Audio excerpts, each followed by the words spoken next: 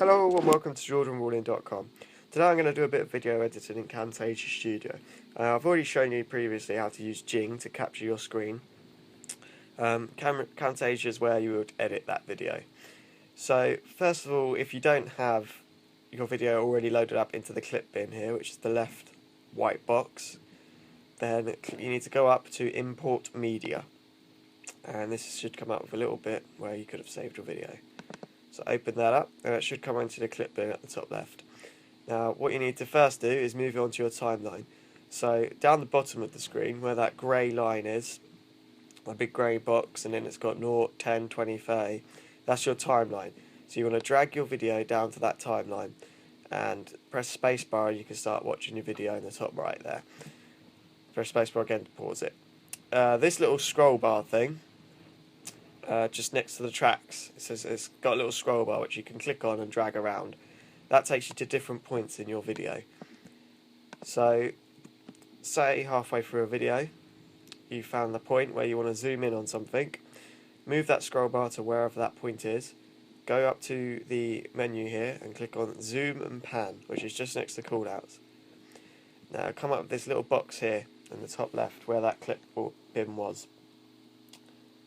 And all you need to do is resize your box here to whatever you want to zoom in on. So if I want to zoom in on the menu, there you go, you can see it zoomed in on the menu on the top right there.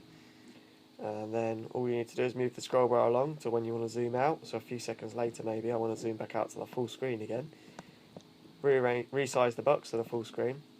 And then if you watch, when you watch this video up here, it will zoom in on the menu when it gets to it. And then it will zoom back out of the menu once it's done.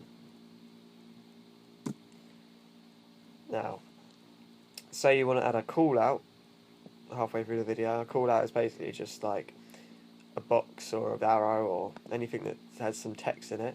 So say halfway through I want a little box to come up that says my website's name.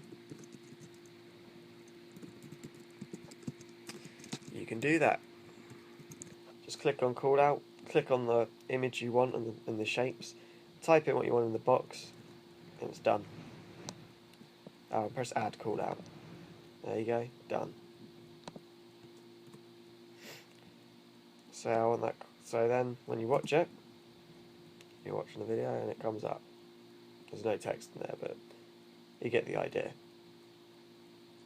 You can have cursor effects as well at certain points in the video. So say got to that bit and you for some random reason wanted a cursor effect, you can do highlight, so you can highlight certain areas.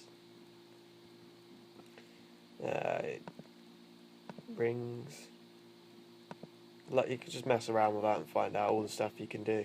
Loads of different things just to show off, I guess.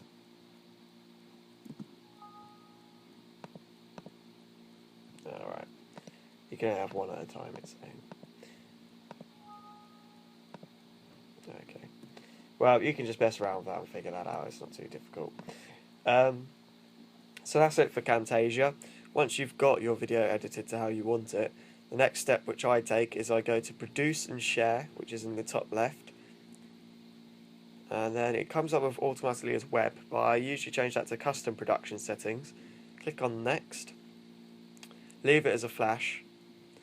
When it comes to this screen, I click on Video. And then I change the quality up because it usually starts quite low for some reason.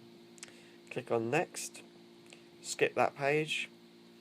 Okay, now it comes to this page, you need to choose a name for it.